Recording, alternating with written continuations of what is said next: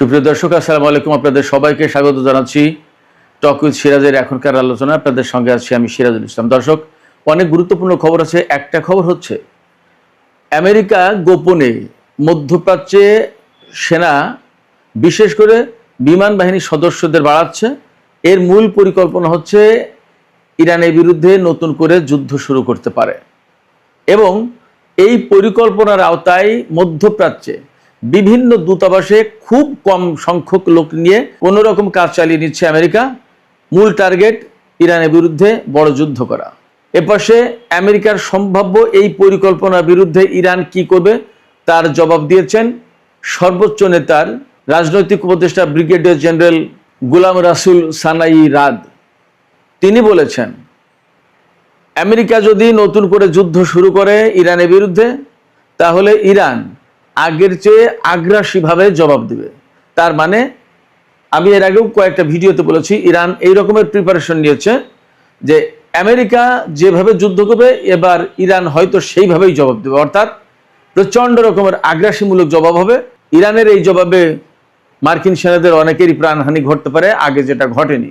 এদিকে মার্কিন president Donald Trump Hormuz প্রণালী খোলা আছে এবং আমেরিকার নিয়ন্ত্রণে আছে বলে যে দাবি করেছেন, তাকে ডাহা মিথ্যা কথা, মিথ্যা দাবি বলে উল্লেখ করেছে ইরানের সামরিক বাহিনী। এবং ইরানের পক্ষ থেকে পরিষ্কার করে বলা হয়েছে, হরমুজ প্রণালী ইরানের নিয়ন্ত্রণে আছে এবং ইরানের নিয়ন্ত্রণেই থাকবে।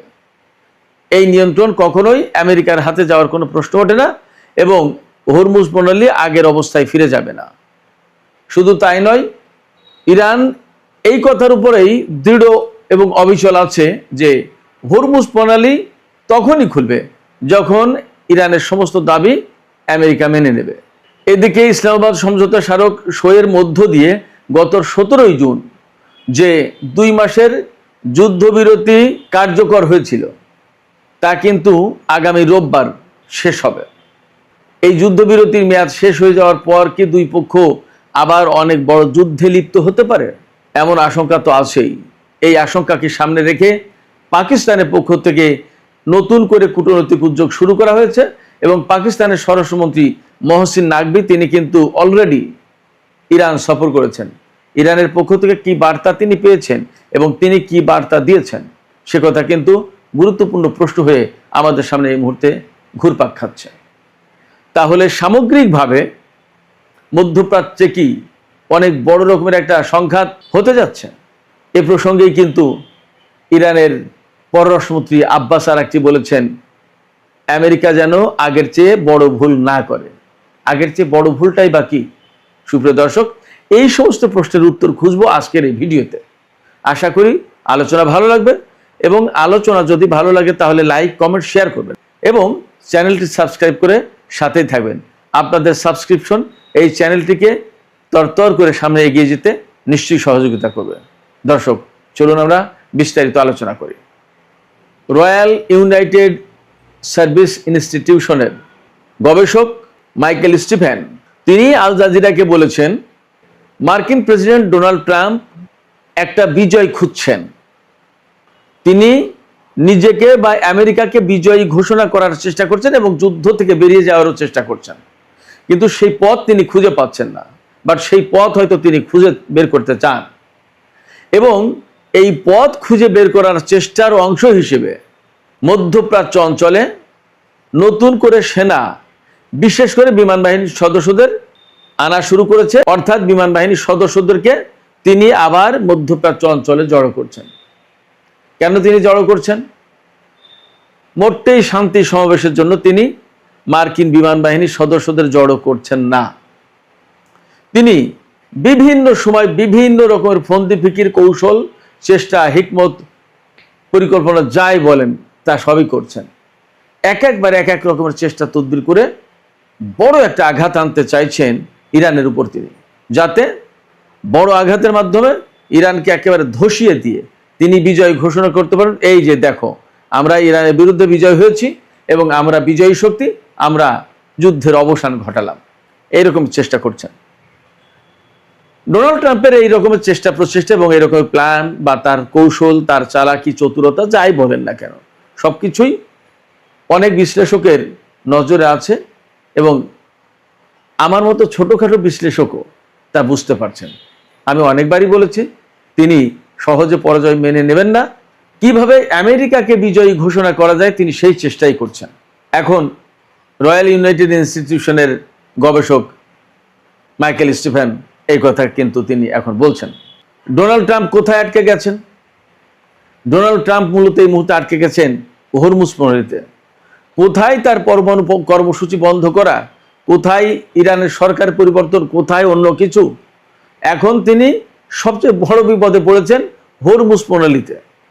হরমুজ প্রণালী এমনভাবে চেপে ধরেছে ইরান যে সারা বিশ্বের অর্থনীতির চাকা এখন বন্ধ হয়ে যাওয়ার কাছাকাছি। এটা না যুদ্ধ করে খুলতে পারছেন ডোনাল্ড ট্রাম্প, না পরাজয় মেনে নিয়ে তিনি মধ্যপ্রাচ্য থেকে চলে যেতে পারছেন। এই অবস্থায় সবচেয়ে জটিল সংকটে পড়েছেন তিনি। কারণ পরমাণু কর্মসূচি বন্ধ করার সাথে ইরানের এবং আমেরিকার যে প্রশ্নটা ছিল সেটা হলো যুদ্ধ, পরমাণু স্থাপনায় হামলা করা, ইরানি কর্মকর্তাদেরকে হত্যা করা বা পরমাণু কর্মসূচি বন্ধের জন্য বিভিন্ন রকমের নাশকতামূলক কর্মকাণ্ড ইত্যাদি ইত্যাদি পরিচালনা করা। কিন্তু হরমুজ প্রণালী এমন এক বিষয় যেখানে যুদ্ধ করলেও বিপদ, না করলেও বিপদ।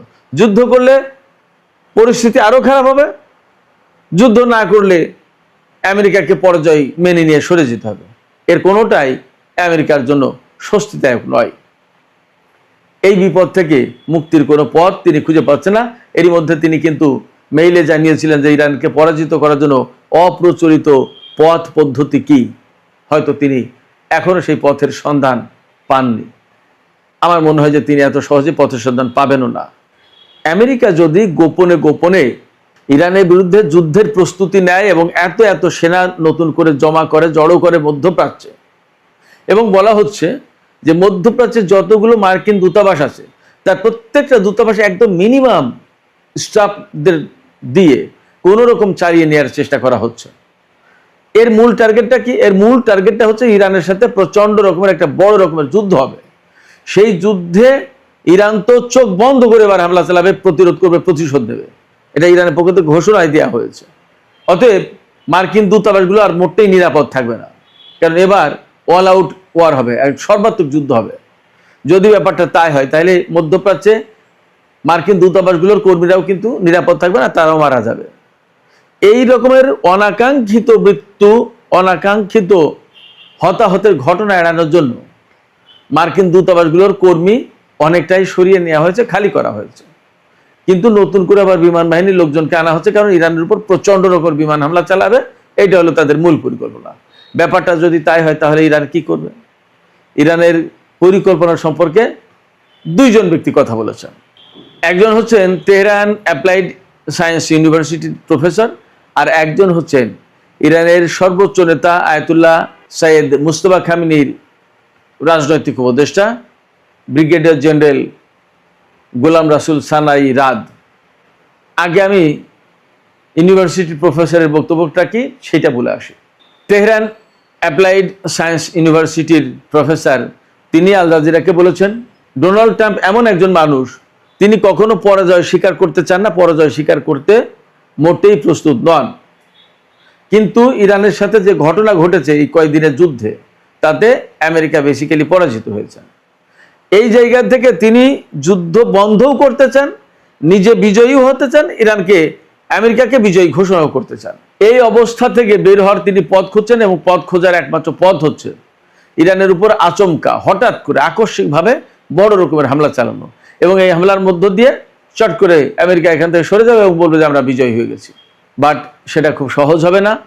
এমনকি যে হরমুজ উন্মুক্ত করার জন্য, খোলার জন্য ডোনাল্ড ট্রাম্প এত চেষ্টা চালাচ্ছেন, সেই হরমুজ দীর্ঘদিন ধরে বন্ধ থাকার পরেও আমেরিকা খুলতে পারেনি। বারবার চেষ্টা তদবির চালালেও সেটা সম্ভব হয়নি, ব্যর্থ হয়েছে, এবং এটা আসলে তারা পারবে না খুলতে। আমেরিকা যদি ইরানের উপরে বড় রকমের যুদ্ধ চাপিয়ে দেয়, নতুন করে বড় রকমের হামলা চালায়, তাহলে ইরানের জবাবটা কেমন হবে? এই ব্যাপারে সর্বোচ্চ নেতার রাজনৈতিক উপদেষ্টা গোলাম রাসুল সানাই রাদ তিনি বলেছেন, ইরান এবার অনেক বেশি অ্যাগ্রেসিভ রেসপন্স করবে। অ্যাগ্রেসিভলি রেসপন্স করবে মানে মানে আগ্রাসীমূলক জবাব হবে। তার মানে ধরুন আমেরিকা যদি ইরানের সামরিক বাহিনীর হেডকোয়ার্টার্সে হামলা করে সেনাদের হতাহত করে, তাই ইরানও একই রকমের কাজকর্ম করবে, অর্থাৎ ছাড় হবে না আর।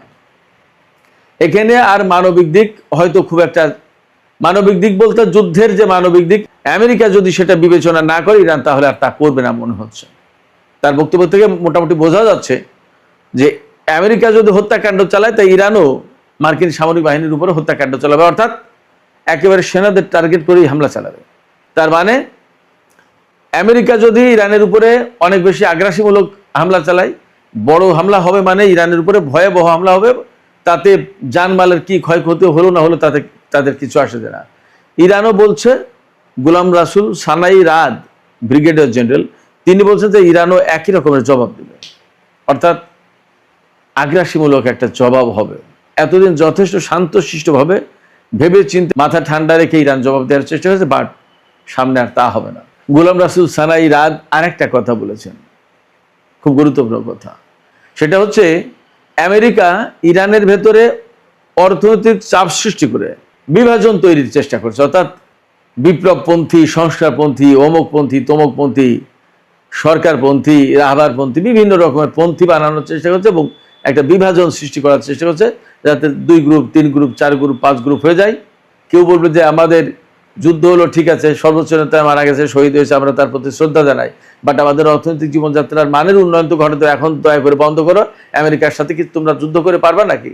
কিছু লোক এইভাবে বলবে, সেরকম পথে নামানোর চেষ্টা করছে। আবার কিছু লোক বলছে না, যুদ্ধ করে এর একটা বিহিত ব্যবস্থা ফয়সালা করতে হবে।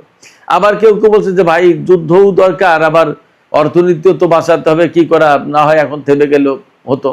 তার মানে মানুষকে বিভিন্ন রকমের মতের পথের অনুসারী করে তোলার চেষ্টা করা হচ্ছে। তার মানে হচ্ছে ইরানের জনগণ দীর্ঘদিন ধরে যেভাবে সামরিক বাহিনীকে রাজপথে থেকে ব্যাপক সমর্থন দিয়েছে, সেই সমর্থনে ভাঙন সৃষ্টির চেষ্টা করছে। যদি আমেরিকা এই ভাঙন সৃষ্টির চেষ্টা করে সফল হয়, তাহলে কিন্তু ইরানের ভিতরে আবার নতুন করে বিশৃঙ্খলা সৃষ্টি করতে পারবে।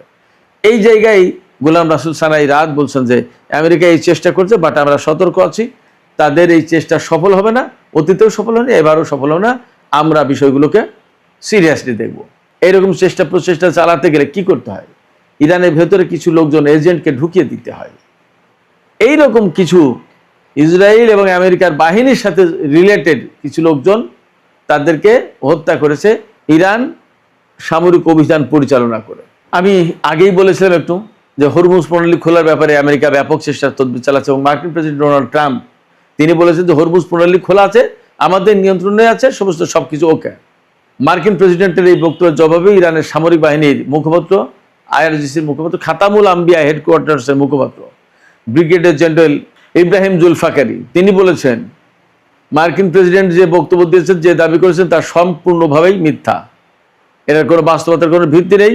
হরমুজ প্রণালী খোলা নেই, হরমুজ প্রণালী ইরানের নিয়ন্ত্রণে, যা 2-4টা জাহাজ আসা যাওয়া করছে তার সবকিছু ইরানের কন্ট্রোলের থেকেই করছে, এর বাইরে কোনো কথা নেই। এই যে হরমুজ প্রণালীকে কেন্দ্র করে মার্কিন প্রেসিডেন্ট বা মার্কিন বাহিনী বড় রকমের যুদ্ধের পরিকল্পনা করছে বা যুদ্ধ চালাতে পারে বা যুদ্ধ শুরু করতে পারে, এইরকম একটা আশঙ্কা সম্ভাবনার জায়গা থেকে ইরানের পররাষ্ট্রমন্ত্রী সাইয়েদ আব্বাস আরাকচি এক্স পোস্টে বলেছেন, মার্কিন প্রেসিডেন্ট ডোনাল্ড ট্রাম্প যে বক্তব্য দিচ্ছেন বা যে পরিকল্পনা করছেন, তার পরিণতি খারাপ হবে এবং কোনো মতেই তিনি সফল হবেন না, সফল হতে পারবেন না। তিনি বলেছেন, মার্কিন প্রেসিডেন্ট ডোনাল্ড ট্রাম্প ইরানের উপরে আগে যে যুদ্ধ চাপিয়ে দিয়েছিলেন, তাতে যে ব্যর্থতার মুখোমুখি হয়েছেন, এবার যদি নতুন করে হরমুজ প্রণালীকে কেন্দ্র করে ইরানের উপর কোনো যুদ্ধ চাপিয়ে দেন, সেটা হবে মারাত্মক রকমের ভুল এবং এই ভুলের খেসারত তাদেরকে আরো অনেক বেশি বড় মাত্রায় দিতে হবে।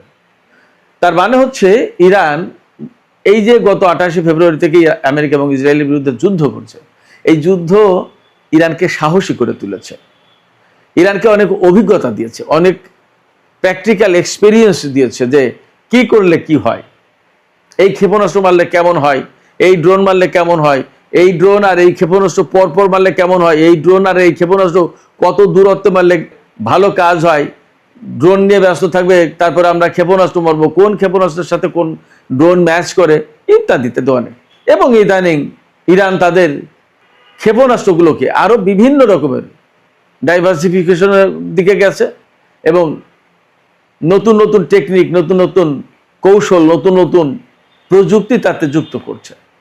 নতুন করে এমন ক্ষেপণাস্ত্র ইরান তৈরি করেছে, তাতে প্রযুক্তি সংযোজন করেছে, যে ক্ষেপণাস্ত্র মাঝপথে গিয়ে গতি পরিবর্তন করতে পারে, লক্ষ্য পরিবর্তন করতে পারে। এমনকি লক্ষ্যের খুব কাছাকাছি গিয়ে যদি দেখে যে এই লক্ষ্যের চেয়ে সামনে আর একটা বড় লক্ষ্য বা ওইটা বেশি গুরুত্বপূর্ণ, সেই টার্গেটে হিট করতে পারে। অর্থাৎ ইরানের এই ক্ষেপণাস্ত্র টার্গেট করে যে আমেরিকা বা ইসরায়েল তাদের কোনো ক্ষেপণাস্ত্র লক করে ক্ষেপণাস্ত্র ছুঁড়ে ধ্বংস করবে, সে ব্যবস্থা থাকছে না। কারণ ইরানের ক্ষেপণাস্ত্র সুবিধা মতো সময় গিয়েই তার প্রয়োজন মতো সে পথ পরিবর্তন করতে পারে এবং তার লক্ষ্য নতুনটা ঠিক করতে পারে। আর একটা লক্ষ্য হয়তো যাচ্ছিল 45 অ্যাঙ্গেলে, দেখলো যে নতুন যে লক্ষ্য, নতুন যে টার্গেট সেটা আরো ডেঞ্জারাস এবং এইটাতেই আমার আঘাত করা উচিত, সে 60 ডিগ্রি অ্যাঙ্গেলে মোড় ঘুরিয়ে দিল।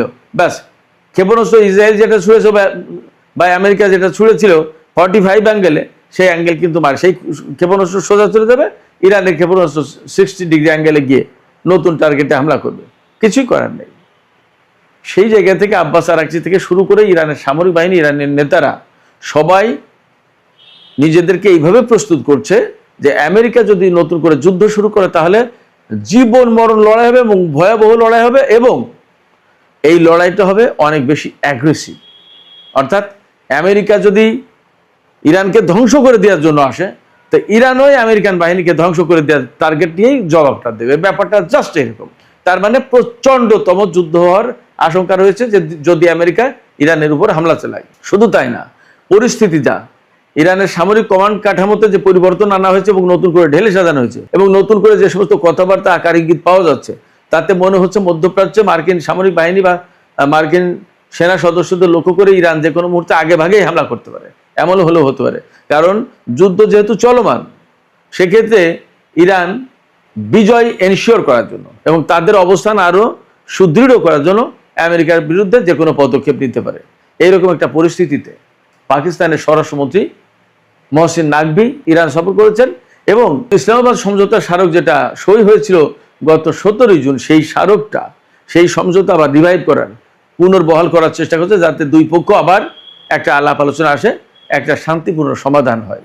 কিন্তু সেটা আসলে খুব কঠিন হবে বলে মনে হচ্ছে। তারপরেও পাকিস্তানের পক্ষ থেকে চেষ্টা চলছে। এই চেষ্টাকে সাধুবাদ জানাতে হয়, বিকজ যুদ্ধ এড়ানোর চেষ্টা ডিপ্লোম্যাটিক ওয়েতে একটা শান্তিপূর্ণ উপায়ে এই সংকটের সমাধানের চেষ্টা পাকিস্তান করছে। এটা গুড জব। গত 17 জুন ইসলামাবাদ সমঝোতা স্মারক সই হয়েছিল। আগামী রোববার তার মেয়াদ শেষ হবে। এর আগে পাকিস্তানের পক্ষ থেকে ব্যাপক প্রচেষ্টা চলছে। দেখা যাক নতুন করে ইরান এবং আমেরিকার মধ্যে আদৌ কোনো কূটনৈতিক সংলাপ বা উদ্যোগ দেখা যায় কিনা বা কোনো সমস্যার সমাধান হয় কিনা। সুপ্রিয় দর্শক, আজকের আলোচনা এখানেই শেষ করতে চাই। আলোচনা শেষের আগে আপনাদের মতামত জানতে চাই। আজকের যে আলোচনা করলাম তাতে মূল পয়েন্ট কিন্তু আমেরিকা ইরানের উপরে বড় ধরনের হামলার চেষ্টা বা কৌশল করছে, আর ইরান তার জবাব দেওয়ার জন্য কিন্তু শক্ত প্রস্তুতি নিচ্ছে এবং অন্তত মানসিকভাবে তারা সেইভাবে প্রস্তুত। তাতে কি আপনারা আশঙ্কা করছেন যে মধ্যপ্রাচ্যে আর একটা বড় ধরনের যুদ্ধ শুরু হতে পারে? আপনাদের মতামত জানিয়ে কমেন্টে লিখুন। আর ভিডিও ভালো লাগলে লাইক, কমেন্ট, শেয়ার করবেন এবং চ্যানেলটি সাবস্ক্রাইব করে সাথেই থাকবেন। দর্শক, আজকের আলোচনা এখানেই শেষ করছি। আপনারা সবাই অনেক অনেক ভালো থাকুন। আল্লাহ হাফেজ।